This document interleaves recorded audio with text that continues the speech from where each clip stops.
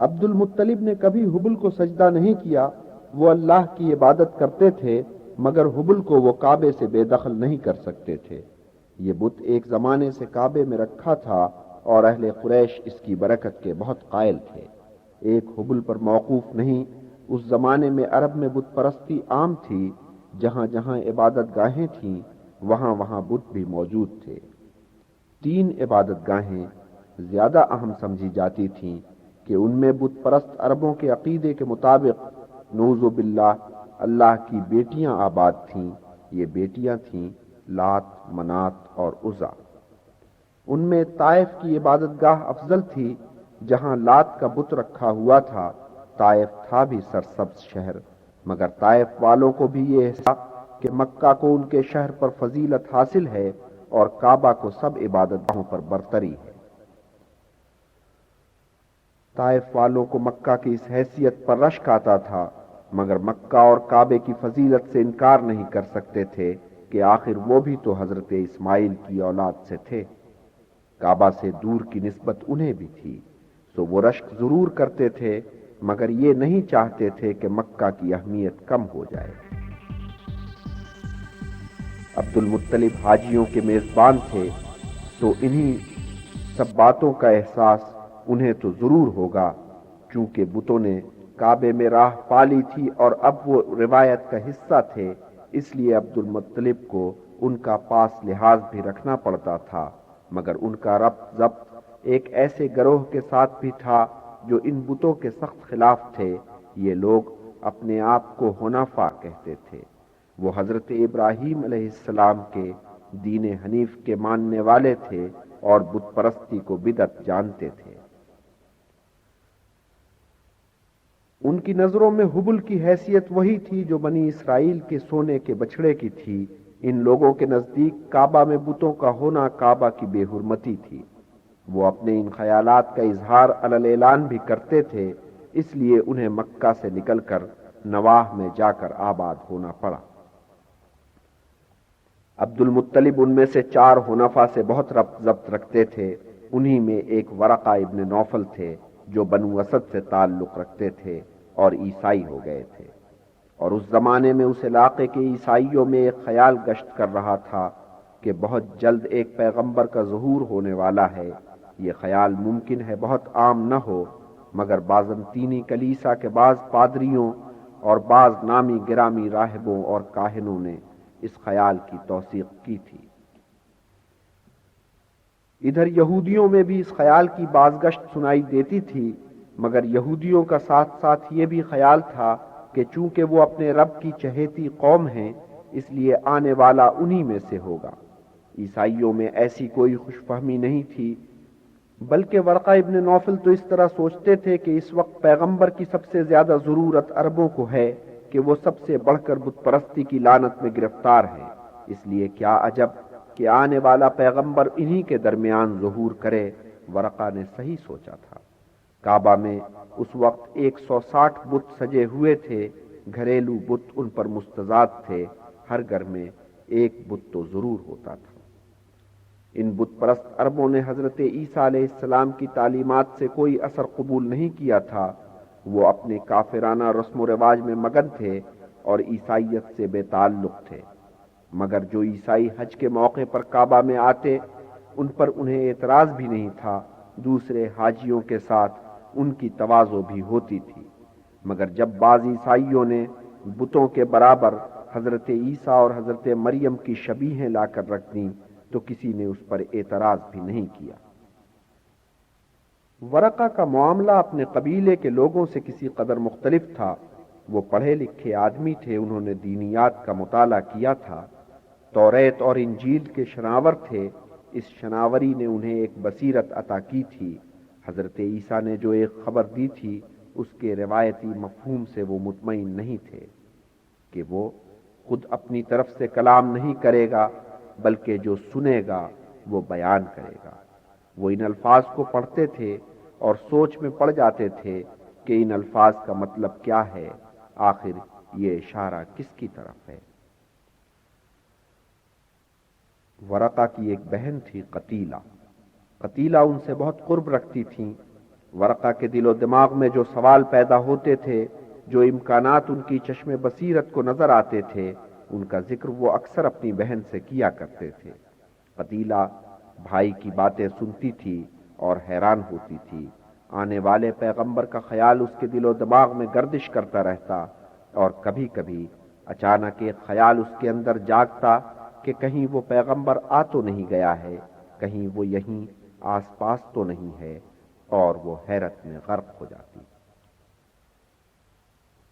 ارد گرد یہ قیاس آرائیاں ہو رہی تھیں، کسی پیغمبر کے ظہور کے خواب دیکھے جا رہے تھے، اور ادھر عبد المطلب قربانی کے فریضے سے فارغ ہو کر اس فکر میں تھے کہ اپنے عبداللہ کے لیے کوئی اچھی سی دلہن ڈھونڈ لائیں۔ انتخاب ہوا بی بی آمنہ کا۔ یہ سن 569 عیسوی کا ذکر ہے۔ اس برس عبداللہ کی شادی ہوئی، اس سے اگلے برس وہ واقعہ گزرا جسے واقعہ فیل کہا جاتا ہے۔ اس زمانے میں یمن حبشہ کے زیر رگی تھا۔ ایک حبشی جس کا نام ابرہہ تھا اس علاقے میں حاکم تعینات تھا۔ اس نے شہر صنعا میں ایک شاندار عبادت گاہ تعمیر کرائی۔ اس محل سے جو ویران پڑا تھا اور ملکہ سبا سے منسوب تھا، سنگ مرمر لایا گیا، سونے چاندی کی سلیبیں تیار کی گئیں، ہاتھی دانت اور آبنوس کی لکڑی کا منبر بنایا گیا۔ اس شان سے یہ عبادت گاہ آراستہ ہوئی۔ تب ابرہہ نے اپنے حاکم اعلیٰ شاہ نجاشی کو لکھا کہ اے شہنشاہ، میں نے تیری خاطر ایک گرجا تعمیر کیا ہے جس کا ثانی روئے زمین پر کہیں نہیں ہے، اور میں اس وقت تک دم نہیں لوں گا جب تک خلقت عربوں کے کعبے سے منہ موڑ کر اسے اپنا قبلہ نہیں بناتی۔ ابرہہ نے اپنے ارادوں کو ڈھکا چھپا نہیں رکھا۔ علل اعلان اس نے ایسی باتیں کی، اس سے حجاز اور نجد کے لوگوں میں غم و غصے کی ایک لہر دوڑ گئی۔ بنو کنانا کے ایک فرد کو ایسا تاؤ آیا کہ سیدھا صنعا پہنچا اور اس گرجا گھر میں توڑ پھوڑ کر خیریت سے واپس آ گیا۔ جب ابرہہ تک یہ خبر پہنچی تو وہ غصے سے آگ بگولا ہو گیا۔ اس نے قسم کھائی کہ اب میں کعبہ کو ڈھا کر ہی دم لوں گا۔ فوراً کے فوراً اس نے ایک بڑا لشکر آراستہ کیا۔ یہ لشکر اس کر و فر سے مکہ کی طرف روانہ ہوا کہ آگے آگے ایک لہیم شہیم ہاتھی چل رہا تھا۔ رستے میں کچھ عرب قبیلوں نے ابرہہ کا راستہ روکنے کی کوشش کی، لیکن حبشیوں نے انہیں مار بھگایا اور ان کے سردار نفیل کو گرفتار کر لیا۔ اور نفیل نے جان بچانے کی خاطر ابرہہ سے یہ سودا کیا کہ تم مجھے جان سے مت مارو، میں تمہیں کعبہ کا رستہ بتاؤں گا۔ جب یہ لشکر طائف کے قریب پہنچا تو طائف والوں کو یہ اندیشہ ہوا کہ کہیں ابرہہ ان کے معبد کو کعبہ سمجھ کر مسمار نہ کر ڈالے۔ انہوں نے ابرہہ کے حضور جا کر کہا کہ اے ابرہہ، ہمارا معبد کعبہ نہیں ہے، یہ تو لات کا بتکدہ ہے، کعبہ آگے ہے۔ اس کے ساتھ انہوں نے یہ پیشکش بھی کر دی کہ ہمارا ایک آدمی تیرے لشکر کے ہمراہ جائے گا اور کعبہ کی راہ بتائے گا۔ ابرہہ نے نفیل کے ساتھ اہل طائف کا بھی ایک آدمی کعبہ کی راہ بتانے کے لیے ساتھ لے لیا، لیکن ابھی یہ لشکر مکہ سے 2 میل دور تھا کہ یہ شخص دم توڑ گیا۔ وہیں اسے دفن کیا گیا۔ عرب اس شخص سے اتنے برہم ہوئے کہ بعد میں انہوں نے اس کی قبر پر پتھر مارے، اور یہ رسم آج تک جاری ہے۔ ابرہہ نے مکہ کے قریب پڑاؤ کیا اور گھڑ سواروں کا ایک دستہ مکہ کی طرف بھیجا۔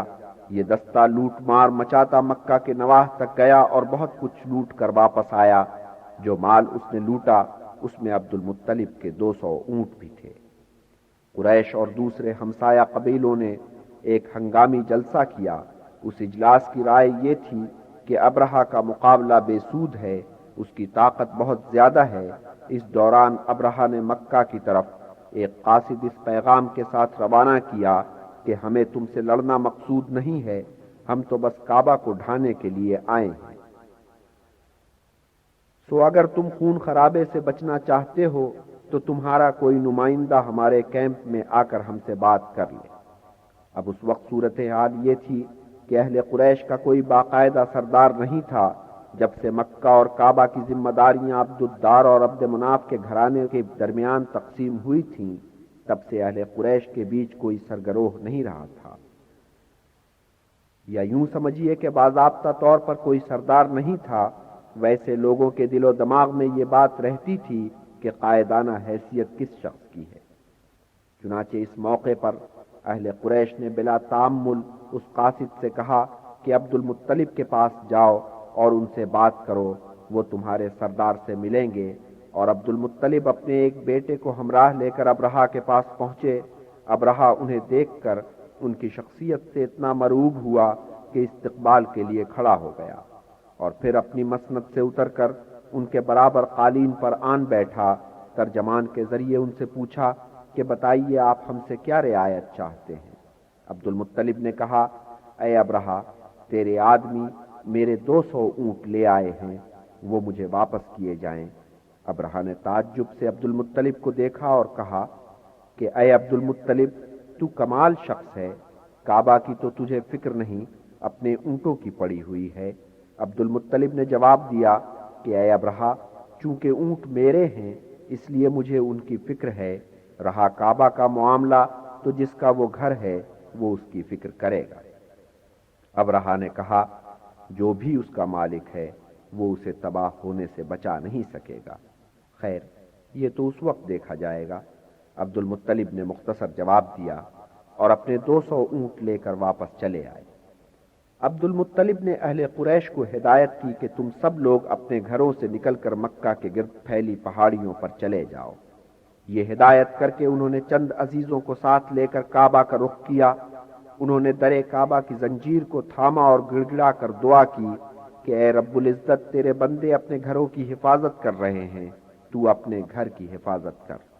یہ دعا کر کے عبد المطلب بھی پہاڑی پر چڑھ گئے اور ایسے مقام پر جا کر جگہ سنبھالی جہاں سے ابرہہ کی نقل و حرکت کا مشاہدہ کیا جا سکے۔ یہ رات کا ذکر تھا۔ جب صبح ہوئی تو ابرہہ نے بڑے زور شور کے ساتھ کعبہ کی سمت کوچ کیا۔ سب سے آگے ہاتھی تھا جسے ایک شخص انیس ہانک رہا تھا۔ انیس کے ہمراہ نفیل تھا جو اسے کعبہ کا رستہ بتاتا چل رہا تھا، اور نفیل نے انیس کی صحبت میں رہ کر وہ الفاظ یاد کر لیے تھے جن الفاظ میں انیس ہاتھی کو ہدایات دیتا تھا۔ جب ہاتھی کعبہ کے قریب پہنچا تو انیس نے ہاتھی کی یلغار کے لیے احکامات حاصل کرنے کی غرض سے پیچھے مڑ کر دیکھا۔ وہ ادھر سردار سے احکامات لینے لگا، ادھر نفیل نے ہاتھی کے کان میں چپکے سے مگر بہت تحکمانہ لہجے میں کہا کہ اے ہاتھی، جھک جا۔ ہاتھی نے حکم کی تعمیل کی۔ وہ آہستہ آہستہ جھکتا چلا گیا اور ایسا جھکا کہ بیٹھ ہی گیا، اور ایسا بیٹھا کہ پھر انیس نے لاکھ اسے اٹھانے کی کوشش کی مگر وہ کھڑا نہیں ہوا۔ ڈانٹا، پھٹکارا، پچکارا، کچوکے دیے مگر ہاتھی کسی صورت کھڑا نہیں ہوا۔ انیس نے آخر ایک ترکیب سوچی کہ لشکر واپس یمن کی طرف کوچ کرے۔ یہ ترکیب کامیاب ہوئی۔ ہاتھی نے لشکر کو واپس جاتے دیکھا تو اٹھ کھڑا ہوا اور لشکر کے پیچھے پیچھے چلنے لگا۔ ابرہہ نے یہ دیکھ کر کہ ہاتھی اٹھ کھڑا ہوا ہے پھر واپس چل کر کعبہ پر یلغار کا حکم دیا، مگر ہاتھی جب کعبہ کے قریب پہنچا تو یلغار کرنے کی بجائے پھر جھکا اور بیٹھ گیا۔ ابرہہ میں ذرا بھی سمجھ ہوتی تو یہ اشارہ اس کے لیے بہت کافی تھا، مگر وہ تو اندھا ہو گیا تھا اور کعبہ کو ڈھانے پر تلا ہوا تھا۔ اس نے لشکر کو یلغار کا حکم دیا۔ بس اسی گھڑی مغرب سے ایک کالی گھٹا اٹھی اور اس کے ساتھ ہی ایک عجیب و غریب آواز سنائی دی۔ دیکھتے دیکھتے یہ کالی گھٹا سر پر منڈلانے لگی۔ اصل میں یہ ابابیلیں تھیں، ان گنت ابابیلیں۔ ہر ابابیل کی چونچ میں ایک کنکری اور پنجوں میں ایک کنکری، جو کنکری گری نشانے پر لگی سر پر گرتی تھی اور مغز کو پاش پاش کر دیتی تھی اور جسم کو گلا ڈالتی تھی۔ ابابیلوں نے تاک تاک کر کنکریاں پھینکیں، کتنے دم کے دم میں فنا ہو گئے، کتنے گھائل ہوئے، کچھ بچ گئے۔ بچنے والوں میں ایک تو ہاتھی تھا اور دوسرا اس کا محاوت انیس۔ ابرہہ کا لشکر تتر بتر ہو گیا۔ کچھ لشکریوں نے جان کی خیر مانگی اور حجاز ہی میں رہ پڑے۔ باقی جو بچ رہے تھے برے حالوں واپس ہوئے، مگر ان میں سے کتنے راستے میں ڈھیر ہو گئے۔ ہاں، ابرہہ صنع میں جا کر ڈھیر ہوا اور نفیل تو ہاتھی کے کان میں بات کر کے ہی رفو چکر ہو گیا تھا اور پہاڑیوں میں جا چھپا تھا۔ اس واقعے سے قریش کی سارے عرب میں دھاک بیٹھ گئی۔ لوگ سمجھنے لگے کہ یہ لوگ واقعی اللہ کے خاص بندے ہیں۔ اس واقعے کی نسبت سے یہ سال عام الفیل یعنی ہاتھی کا سال کہلایا، مگر ابھی اس سال کے اندر اس سے بڑا اور واقعہ ظہور پذیر ہونے والا تھا۔ جن دنوں ابابیلوں کا یہ معجزہ رونما ہوا، ان دنوں عبداللہ مکہ میں نہیں تھے۔ وہ ایک تجارتی کارواں کے ہمراہ فلسطین اور شام کے سفر پر گئے ہوئے تھے۔ واپسی میں وہ یثرب میں ٹھہرے جہاں ان کی ننھال تھی۔ وہاں وہ بیمار پڑ گئے۔ جب کارواں واپس مکہ پہنچا تو عبد المطلب کو پتا چلا کہ عبداللہ یثرب میں بیمار پڑے ہیں۔ انہوں نے حارث سے کہا کہ یثرب جاؤ اور بھائی کو لے کر جلدی واپس آؤ۔ حارث جب یثرب پہنچے تو پتا چلا کہ عبداللہ تو انتقال کر گئے۔ جب حارث عبداللہ کے انتقال کی خبر لے کر مکہ آئے تو وہاں صف ماتم بچھ گئی۔ آمنہ بی بی نے اپنے سرتاج کا بہت سوگ کیا۔ اس سوگ میں بس ایک بات نے انہیں سہارا دیا کہ وہ مرحوم شوہر کے ہونے والے بیٹے کی ماں بننے والی ہیں۔ ولادت کے دن جتنے قریب آتے گئے، آمنہ بی بی کے ہاں ایک اطمینان کی کیفیت پیدا ہوتی گئی۔ انہیں یوں محسوس ہوتا تھا جیسے ان کے آس پاس کوئی روشنی جگمگا رہی ہے، اور ایک دن یہ روشنی اتنی تیز ہوئی کہ انہیں بصرہ اور شام کے محلات دکھائی دینے لگے، اور ایک آواز سنائی دی کہ اے آمنہ، تیرا بچہ کائنات کا سردار ہوگا۔ جب وہ پیدا ہو تو اسے خدائے واحد کی حفاظت میں دے دینا کہ حاسدوں کی نظر بد سے بچا رہے، اور دیکھ اس کا نام محمد رکھنا۔ پس اس کے چند ہفتوں کے بعد ہی یہ مبارک ولادت ہوئی۔ اس گھڑی بی بی آمنہ اپنے چچا کے گھر میں تھیں۔ انہوں نے عبد المطلب کو پیغام بھجوایا کہ آ کر اپنے پوتے کو دیکھ جاؤ۔ عبد المطلب خوشی خوشی اس گھر پہنچے، بچے کو گود میں اٹھایا اور چلے کعبہ کی طرف۔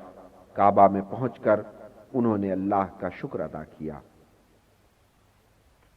شہروں میں آباد عربوں میں ان دنوں یہ عام دستور تھا کہ وہ پیدائش کے بعد اپنے بچوں کو صحرا میں بھیج دیتے تھے۔ وہاں ہر بچے کے لیے کسی دائی کا بندوبست کیا جاتا۔ وہ دائی اسے دودھ پلاتی، پالتی پوستی۔ بات یہ ہے کہ عربوں نے شہر نئے نئے بسائے تھے۔ جہاں تک قریش کا معاملہ تھا تو جب قصی نے انہیں خانہ کعبہ کے آس پاس گھر بنانے کی دعوت دی تھی، تب سے انہوں نے شہری بود و باش اختیار کی تھی۔ اس سے پہلے تو وہ صحرائی زندگی ہی بسر کرتے تھے، سیدھے سچے بدو تھے۔ خانہ بدوشی ان کا شعار تھی۔ آج یہاں کل وہاں، جو جگہ بھلی لگی وہاں خیمہ زن ہو گئے۔ جب ذرا اکتائے اس جگہ سے تو خیمے اکھاڑے، سامان اونٹوں پر بار کیا اور آگے بڑھ لیے۔ چلتے پھرتے جہاں جی میں آیا خیمے گاڑ لیے۔ اس طرح وہ قید مکانی سے آزاد تھے اور چلنے پھرنے میں قید زمانی کا احساس بھی نہیں ہوتا تھا۔ جب وہ خیمے اکھاڑ کے اور دامن سے گرد جھاڑ کر اٹھ کھڑے ہوتے تو وہاں گزارے ہوئے دنوں کو بھی دامن کی گرد کی مثال دل و دماغ سے جھاڑ دیتے تھے۔ اور چونکہ یہ طے نہیں تھا کہ انہیں کب اور کہاں جا کر خیمے گاڑنے ہیں، اس لیے آنے والے ایام بھی ان پر بوجھ نہیں ہوتے تھے۔ سو بدوی زندگی نے انہیں زمان و مکان کی قید سے رہائی دلا دی تھی۔ بدو ایک آزاد مخلوق تھا، اور جہاں آزادی ہوتی ہے وہاں شرافت بھی ہوتی ہے، مگر شہروں میں بسنے والے عربوں کا معاملہ بعد میں مختلف ہو گیا تھا۔ اب آدمی زمان و مکان کی قید میں تھا، شب و روز اس کے پاؤں کی زنجیر تھے، سستی اور کاہلی مزاجوں میں راہ پالی تھی۔ شہروں میں آ کر عربوں کو اپنی ہر چیز اور ہر متاع زوال کرتی نظر آ رہی تھی، حتیٰ کہ زبان بھی، جو آدمی کے لیے اور خاص طور پر عربوں کے لیے ایک قیمتی متاع کی حیثیت رکھتی تھی۔ عرب لکھنے کے فن سے زیادہ آشنا نہیں تھے، مگر بولنے میں زبان کا استعمال خوب جانتے تھے۔ خطابت ان کا ہنر تھا۔ ایک آدمی کی لیاقت کا اندازہ اس سے لگایا جاتا تھا کہ وہ کتنا لسان ہے، اور لسانی کی معراج شاعری سمجھی جاتی تھی۔ خاندان میں کسی کا شاعر ہونا فخر سمجھا جاتا تھا، اور جتنا اچھا شاعر ہوتا تھا خاندان والے اس پر اتنا ہی فخر کرتے تھے، اور اچھے شاعر بالعموم صحرائی قبیلوں میں سے ہوا کرتے تھے۔ بات یہ تھی کہ صحرا میں بول چال کی زبان اس سطح پر ہوتی تھی جہاں زبان شاعری کی سطح کو چھوتی نظر آتی ہے۔ تو اہل قریش صحراؤں سے نکل کر شہروں میں ضرور آ بسے تھے، مگر اپنے صحراؤں کو نہیں بھولے تھے اور نہ بھولنے کے لیے تیار تھے۔ وہ اپنے صحراؤں کے ساتھ اپنے رشتے کو زندہ رکھنے کی آرزو رکھتے تھے۔ اس رشتے کو انہوں نے اس طرح زندہ رکھا کہ ادھر بچہ پیدا ہوا اور ادھر اسے کسی صحرائی گھرانے میں بھیجنے کا اہتمام کیا۔ مقصود یہ ہوتا تھا کہ صحرا کی گرم تازہ ہوا اس کے جسم و جان کو توانائی بخشے اور کھری عربی زبان اس کی گھٹی میں پڑ جائے۔ قریش اپنے بچوں کو بالعموم 8 برس کی عمر تک صحرا میں رکھتے تھے۔ بعض صحرائی قبائل بچوں کی پرورش و پرداخت کے سلسلے میں بہت اچھی شہرت رکھتے تھے۔ اس قسم کا ایک شہرت یافتہ قبیلہ بنی سعد ابن بکر تھا۔ بی بی آمنہ کی خواہش تو یہی تھی کہ ان کا لال اس گھرانے میں پلے بڑھے۔ یہ لوگ بچے لینے کی غرض سے وقتاً فوقتاً اہل قریش کے پاس پہنچتے تھے، اور کچھ لوگ انہی دنوں اس مقصد سے مکہ پہنچنے والے تھے۔ اسی قبیلے کی ایک بی بی حلیمہ تھیں جو اپنے شوہر حارث کے ساتھ مکہ روانہ ہوئیں۔ انہوں نے بعد میں بیان کیا کہ انہوں نے یہ سفر کن حالات میں کیا تھا۔ بیان کرتی ہیں کہ وہ قحط کا سال تھا، ہمارے گھر میں کھانے پینے کے لیے کچھ نہیں رہ گیا تھا۔ میں اپنی گدھی پر سوار ہو کر نکلی، اور ہمارے ہمراہ ایک بوڑھی اونٹنی تھی جو اب دودھ کا ایک قطرہ بھی نہیں دیتی تھی۔ ہمارے بچے رات بھر ہمیں سونے نہیں دیا کرتے، رات بھر وہ بھوک سے بلکتے رہتے۔ ادھر میرا دودھ خشک ہو چکا تھا، اور میری گدھی کا نقاہت سے یہ حال تھا کہ رینگ رینگ کر چل رہی تھی۔ ساتھ میں سفر کرنے والوں کو میری خاطر بار بار رکنا پڑتا تھا۔ بس اس آس پر ہم چل رہے تھے کہ شاید بارش ہو جائے اور اس کی وجہ سے گھاس ہری ہو جائے اور اونٹنی چر کے دودھ دینے کے قابل ہو جائے، مگر پورے سفر میں بارش کا ایک قطرہ نہیں پڑا۔ یہاں تک کہ ہم مکہ پہنچ گئے۔ آمنہ نے اپنے بچے کے لیے کتنوں سے بات کی، مگر کوئی آمادہ نہ ہوا۔ بات یہ تھی کہ آمنہ کا بچہ یتیم تھا۔ بچہ لینے والے بچے کے باپ سے بہت توقعات باندھتے ہیں۔ اس بچے کا باپ نہیں تھا، ماں اور دادا سے کتنی توقعات کی جا سکتی تھیں، اور دادا تو ویسے بھی اپنی عمر کی آخری منزل میں تھے۔ ان کی آنکھ بند ہو جانے کے بعد ان کے بیٹے سب کچھ ہوں گے، یتیم پوتے کو کون پوچھے گا؟ مگر دوسری طرف حلیمہ بی بی کی بھی صورت احوال کچھ اس قسم کی تھی۔ بچے والے بھی تو یہ دیکھتے ہیں کہ جن والدین کی تحویل میں بچے کو دے رہے ہیں وہ کچھ استطاعت بھی رکھتے ہیں یا بالکل ہی بھوکے ننگے۔ حلیمہ اور حارث کا حال اپنے قبیلے کے دوسرے افراد کے مقابلے میں کچھ زیادہ ہی پتلا تھا، تو مختلف والدین نے حلیمہ بی بی کے مقابلے میں کسی دوسری بی بی کو اپنے بچے کے لیے چن لیا۔ رفتہ رفتہ یہ ہوا کہ بنو سعد کی ہر بی بی کی گود کوئی نہ کوئی بچہ آ گیا، بس حلیمہ ہی کی گود خالی رہ گئی۔ حلیمہ بی بی نے بیان کیا کہ جب ہم لوگ مکہ سے روانہ ہونے لگے تو میں نے اپنے شوہر سے کہا کہ اے میرے سرتاج، میں مکہ سے خالی گود نہیں جاؤں گی، میں آمنہ کے گھر چل کر اس کے یتیم بچے کو گود لیے لیتی ہوں۔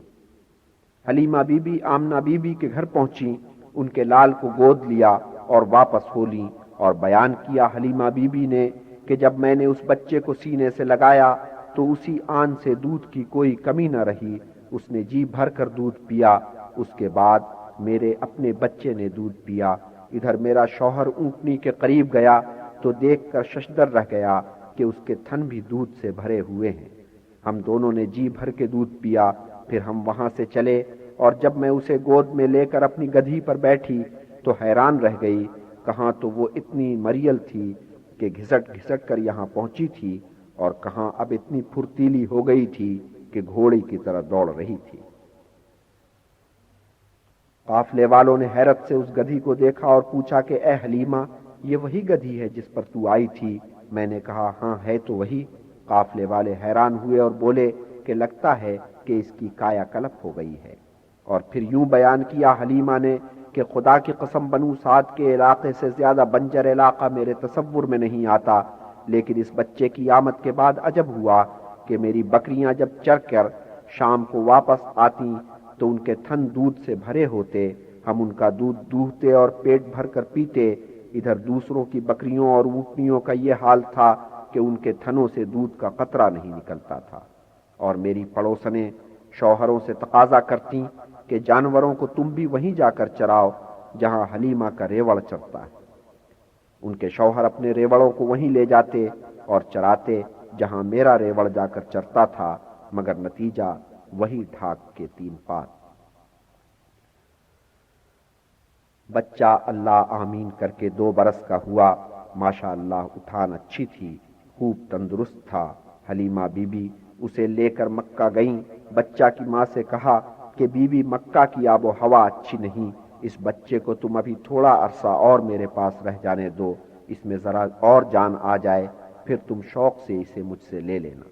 آمنہ بی بی رضامند ہو گئیں اور بچے کو حلیمہ بھی پھر اپنے ساتھ اپنے صحرائی علاقے میں لے گئیں، لیکن وہاں اب کے عجب ماجرا ہوا۔ اور یوں بیان کیا حلیمہ بی بی نے کہ ہماری واپسی کے کئی مہینے بعد کی بات ہے کہ وہ اور میرا بیٹا دونوں خیمے کے پیچھے مینڈھوں کے ساتھ کھیل کود رہے تھے کہ میرا بیٹا بھاگا بھاگا میرے پاس آیا، سخت گھبرایا ہوا تھا۔ کہنے لگا کہ اے میری ماں، یہ جو ہمارا قریشی بھائی ہے اس کے ساتھ عجب ہوا، سفید براق کپڑوں میں ملبوس 2 اجنبی آئے، انہوں نے اسے پکڑ کر لٹایا اور اس کا سینہ چاک کر کے اسے اندر سے ٹٹولا۔ یہ سن کر میں اور حارث دوڑ کر وہاں پہنچے تو اور تو کوئی نہیں تھا، محمد اکیلے کھڑے تھے، مگر اس حال میں کہ ان کا چہرہ بالکل پیلا پڑ گیا تھا۔ ہم نے انہیں سینے سے لگایا اور پوچھا کہ بیٹے کیا ہوا؟ بولے کہ 2 سفید براق اجنبی آئے اور میرا سینہ چاک کر کے اسے ٹٹولا، جانے کیا ڈھونڈ رہے تھے۔ حلیمہ اور حارث نے ادھر ادھر گھوم پھر کر بہت ان اجنبیوں کو تلاش کیا، مگر اس حلیے کے آدمی انہیں دور دور تک کہیں دکھائی نہیں دیے۔ حلیمہ اور حارث حیران و پریشان تھے کہ اگر 2 ایسے آدمی آئے تھے تو وہ گئے کہاں۔ دونوں بچوں سے انہوں نے بار بار پوچھ گچھ کی، مگر انہوں نے ہر بار وہی واقعہ سنایا جو پہلی بار سنایا تھا، مگر بچے کے سینے پر کوئی زخم یا کسی قسم کا نشان نہیں تھا۔ ہاں، اس کی پشت کے بیچوں بیچ ایک ننھا سا نشان ضرور دکھائی دیا، ننھا سا مگر بہت واضح بیضوی شکل کا، مگر یہ نشان تو پیدائش کے وقت سے موجود تھا۔ وہ تو خیر حضور کا بچپن تھا، اس وقت بچوں والی ٹوٹی پھوٹی زبان میں جو بیان کر سکتے تھے بیان کر دیا، مگر بڑے ہو کر آپ نے اس واردات کو تفصیل سے بیان کیا اور یوں فرمایا کہ 2 شخص سفید براق پوشاک میں ملبوس، ایک سنہری تشت لیے کہ برف سے لبریز تھا نمودار ہوئے، انہوں نے مجھے پکڑ کر لٹایا، میرا سینہ چاک کیا، اندر سے میرا دل نکالا، پھر اس دل کو چاک کیا، اس کے اندر کوئی کالی سی شے تھی، اسے نکال کر الگ پھینکا، برف سے میرے سینے اور قلب کو دھویا۔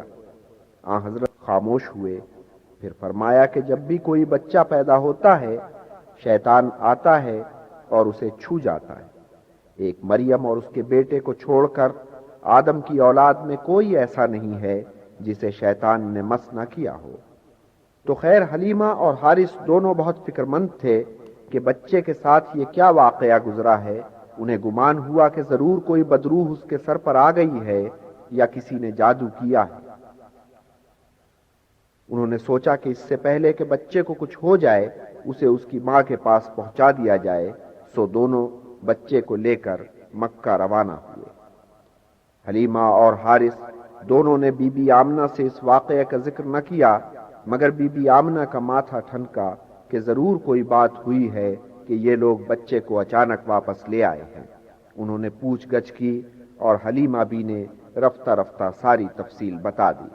تب بی بی آمنہ یوں بولی کہ اے حلیمہ مت اندیشہ کر کہ بچے پر کسی نے جادو کیا ہے یا کوئی بدروح اس کے سر پر آ گئی ہے۔ میرا دل کہتا ہے کہ میرا لال بڑا ہو کر کوئی چیز بنے گا۔ جب وہ میرے پیٹ میں تھا تو مجھے یوں لگتا تھا کہ میرے پیٹ میں بچہ نہیں کوئی روشنی پھر رہی ہے۔ یہ کہہ کر بی بی آمنہ نے اپنے لال کو گود میں لیا اور حلیمہ بی سے کہا کہ اب میرا لال میرے پاس رہے گا، تم جاؤ۔ آمنہ کے لال نے مکہ میں آمنہ کے سائے میں ہنسی خوشی 3 برس گزارے۔